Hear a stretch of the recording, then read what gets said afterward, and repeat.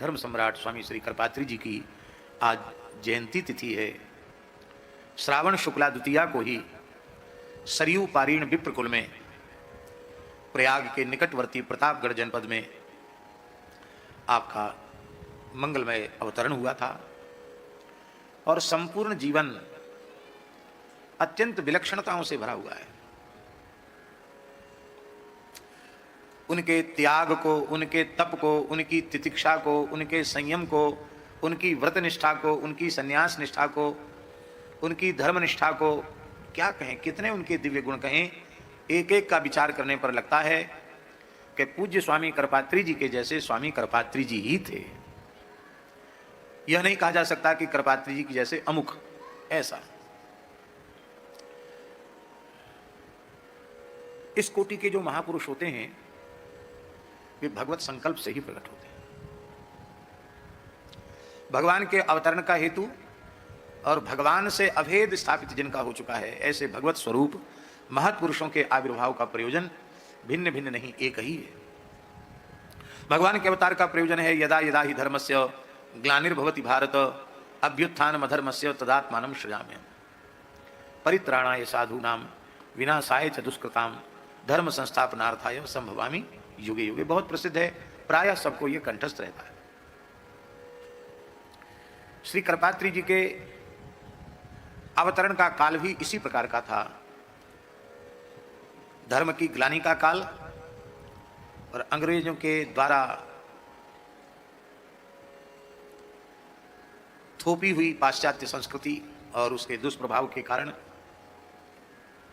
अधर्म निरंतर बढ़ रहा था, अधर्म का अभ्युत्थान हो रहा था। उस काल में तदा आत्मानम अहम सृजामि, आत्मानम अपने आत्मा को, और ये आत्मा कौन है, ज्ञानी त्वात्मैव मे मतम, ऐसे आत्मस्वरूप भगवत तत्व के विज्ञान का अपरोक्ष अनुभव करने वाले पूज्य धर्म सम्राट स्वामी करपात्री जी जैसे महापुरुषों को भगवान ने अपने संकल्प से धरती पर भेजा।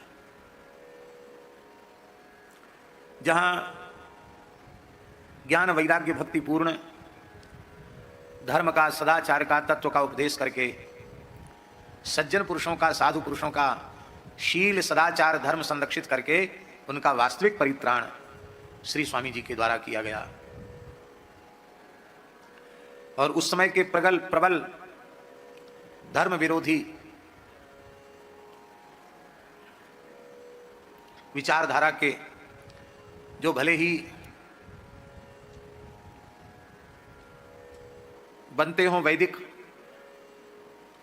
भले ही नाम लेते हों आस्तिकता का, लेकिन धर्म के वास्तविक स्वरूप को वे सर्वतोभावेन स्वीकार नहीं कर पा रहे थे। उनको भी स्वामी जी ने उत्तर दिया। कम्युनिस्ट विचारधारा का पुरजोर तरीके से खंडन किया। राम राज्य और मार्क्सवाद उनकी पुस्तक पढ़ने योग्य है। वेदार्थ पारिजात लिख करके आपने वेद के संबंध में जो आर्ष विचारधारा है उसको उन्होंने प्रस्तुत किया।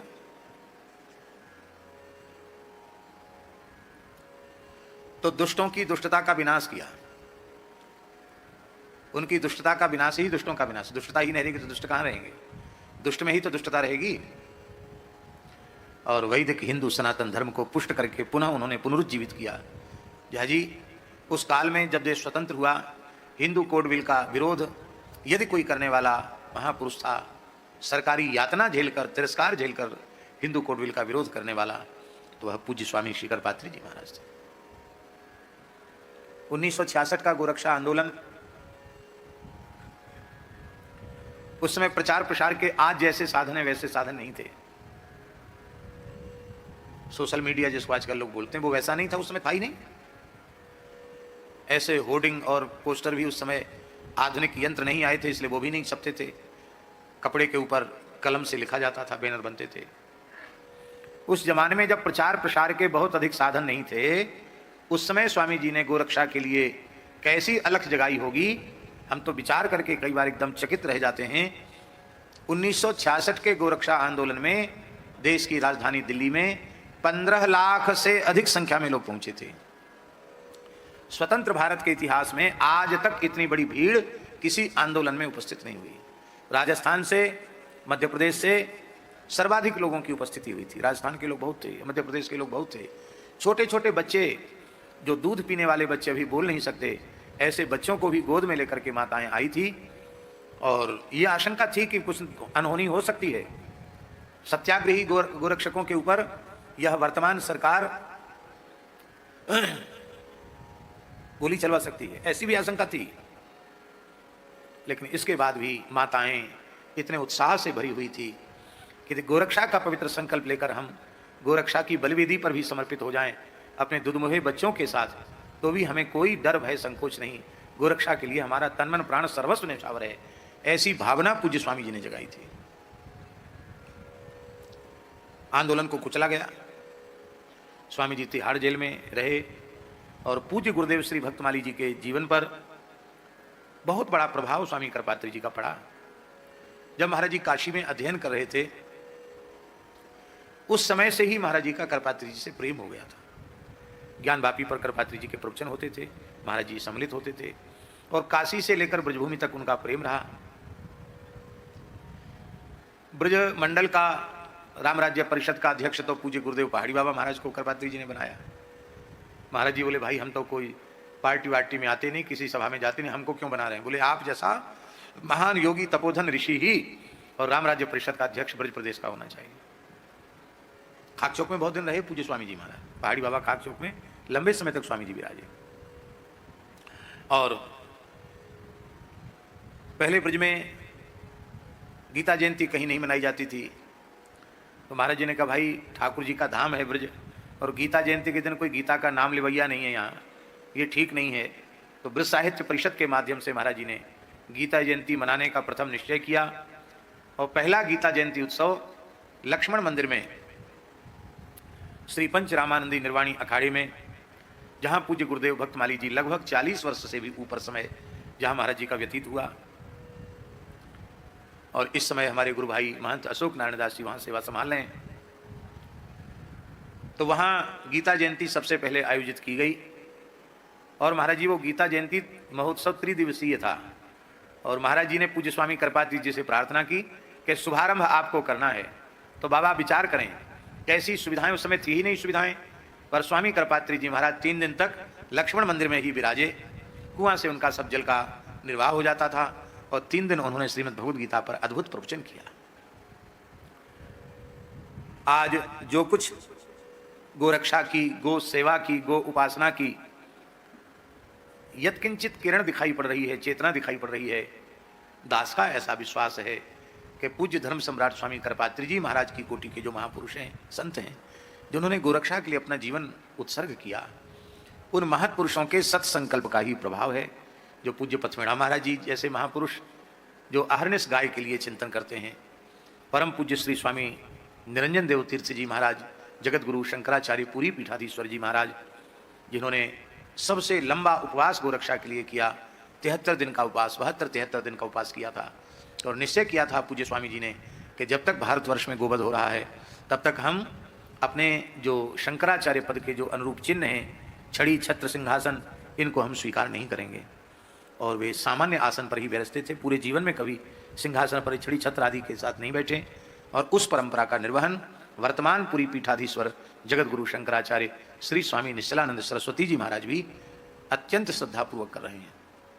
ये भारत राष्ट्र का सौभाग्य है कि पूज्य स्वामी श्री कृपात्री जी की विचारधारा और पूज्य स्वामी श्री निरंजन देव तीर्थ जी महाराज जो पुरी के ब्रह्मलीन शंकराचार्य पद को रहे हैं, उनकी विचारधारा को पूरी तरह आत्मसात करने वाले और जीने वाले पूज्य जगत गुरु शंकराचार्य के रूप में, श्री जगन्नाथपुरी के गोवर्धन मठ के आचार्य के रूप में हम सबको पूज्य शंकराचार्य श्री स्वामी निश्चलानंद सरस्वती जी प्राप्त हैं। आप तो कृपात्री जी के शिष्य ही हैं। सनातन धर्म के लिए बहुत कुछ प्रदान किया है, हमको बहुत कुछ याद नहीं रहता। उसका कारण है कि ऐसे ही भुलक्कड़ स्वभाव है, कब कौन सी तिथि को क्या है ज़्यादा याद नहीं रहता, भूल जाता है।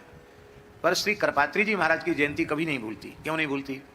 उसका कारण यह कि अपने विद्यार्थी जीवन से ही जब ये तिथि आती थी तो पूज्य धर्म सिंह वाले गुरु जी कहते थे कि श्रावण शुक्ल द्वितीया आएगी, आप उपस्थित हो जाना और विद्यालय की ओर से, छात्रों की ओर से, वटकों की ओर से हमको बोलने का अवसर पूज्य गुरुजी, धर्म संघ वाले गुरुजी प्रदान करते थे और मंच संचालन भी गुरुजी ही करते थे। उस समय पूज्य स्वामी श्री निश्चलानंद सरस्वती जी शंकराचार्य पद पर विराजमान नहीं थे। वे भी प्रत्येक करपात्री जी की जयंती के अवसर पर धर्म संघ विद्यालय में आते थे और भी कई महान भाव पधारते थे। वृंदावन के सभी प्रतिष्ठित वक्ता व्यास पूज्य स्वामी जी के इस उत्सव में आते थे और श्रावण मास में तो प्रायः सब वृंदावन में रहते ही हैं, इसलिए बड़ी संख्या में बोलने वाले वक्ताओं की और संस्कृतज्ञ विद्वानों की उपस्थिति होती थी। और स्वामी पूज्य गुरु जी 2 मिनट, 3 मिनट, 5 मिनट बस इतना ही समय देते थे बोलने वालों को, इससे ज़्यादा नहीं। और कहते थे वैदिक मंगलाचरण हो गया, अलग से कोई मंगलाचरण भी नहीं करेगा, ये भी कह देते थे। पर जब हमको बोलने का अवसर आता तो हमारे बिना पूछे ही गुरु जी कह देते यथेच्छ बोलें, कोई समय का बंधन नहीं है, खूब बोलो। क्यों? बोले विद्यार्थियों को से तुमको ही तो बोलना है। तो आज ऐसी दिव्य विभूति का अवतरण दिवस है।